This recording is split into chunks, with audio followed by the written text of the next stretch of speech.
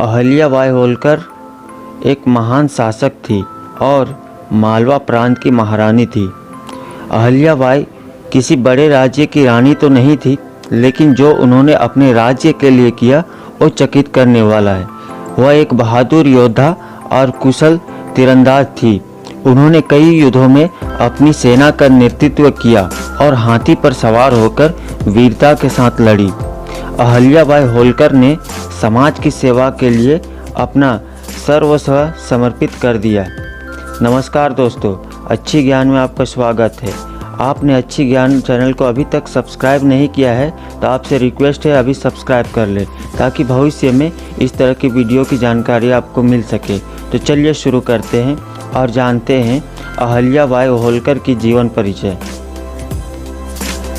राजमाता अहिल्या बाई का जन्म 31 मई सन 1725 को महाराष्ट्र के चाउंडी गांव में हुआ था। इनके पिता का नाम मानकोजी शिंदे था और इनकी माता का नाम सुशीला बाई था। उनके पिता खुद एक धनगर समाज से थे जो गांव के पाटिल की भूमिका निभाते थे। उनके पिता ने अहिल्या बाई को पढ़ाया लिखाया। अहिल्या बाई का जीवन भी बहुत साधारण तरीके से गुजर रहा था। अहिल्या बाई होलकर की किस्मत उस समय बदली जब उन्हें मल्हार राव होलकर ने देखा। मल्हार राव होलकर मराठा पेशवा बाजीराव के कमांडर थे। वे एक बार पुणे जाते समय चौड़ी रुके। उन्होंने उस समय मंदिर में काम कर रही 8 साल की अहिल्या बाई को देखा। युवा अहिल्या बाई का चरित्र और सरलता ने मल्हार राव होलकर को प्रभावित किया। उन्हें अहिल्या इतनी अच्छी लगी कि उन्होंने उनकी शादी अपने बेटे खांडे राव से करवा दी। इस तरह से अहिल्या बाई एक दुल्हन के तौर पर मराठा समुदाय के होलकर राजघराने में पहुंची। सन 1745 में अहिल्या बाई के पुत्र हुआ और 3 वर्ष बाद एक कन्या। पुत्र का नाम मालेराव और कन्या का नाम मुक्ताबाई रखा। उनके पति की मौत 1754 में कुम्हेर की लड़ाई में हो गई थी। ऐसे में अहिल्या देवी पर जिम्मेदारी आ गई।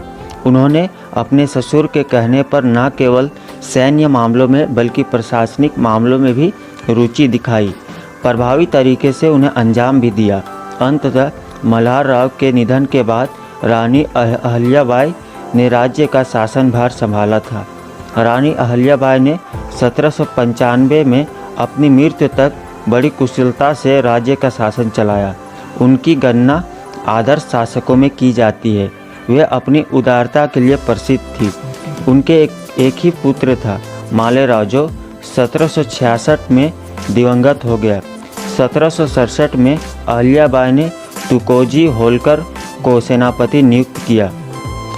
उन्हें उनकी राजसी सेना का पूरा सहयोग मिला। अहिल्या बाई ने कई युद्धों का नेतृत्व किया।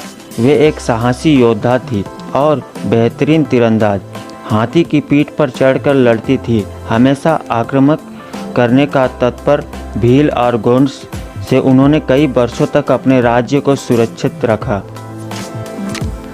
महारानी अहिल्या बाई अपनी राजधानी महेश्वर ले गई। वहां उन्होंने 18वीं सदी का बेहतरीन और आलीशान अहिल्या महल बनवाया।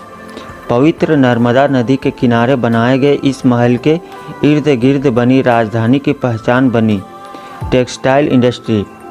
उस दौरान महेश्वर साहित्य, मूर्तिकला, संगीत और कला के क्षेत्र में एक गढ़ बन चुका था। उन्होंने अपने साम्राज्य महेश्वर और इंदौर में बहुत से मंदिरों का निर्माण भी किया था।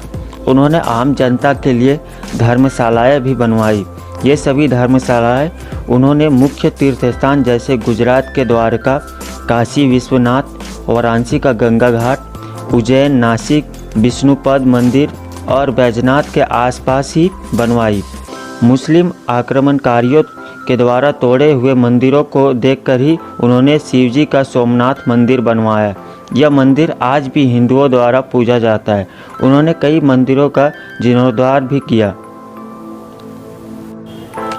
अहिल्या बाई को एक बुद्धिमान, तीक्ष्ण सोच और स्फूर्त शासक के तौर पर याद किया जाता है। हर दिन वह अपनी प्रजा से बात करती थी, उनकी समस्याएं सुनती थी। उनके कालखंड में रानी अहिल्याबाई ने ऐसे कई काम किए कि लोग आज भी उनका नाम लेते हैं। अपने साम्राज्य को उन्होंने समृद्ध बनाया। उन्होंने सरकारी पैसे बेहद बुद्धिमानी से कई किले, विश्राम गृह, कुएं और सड़कें बनवाने में खर्च किया।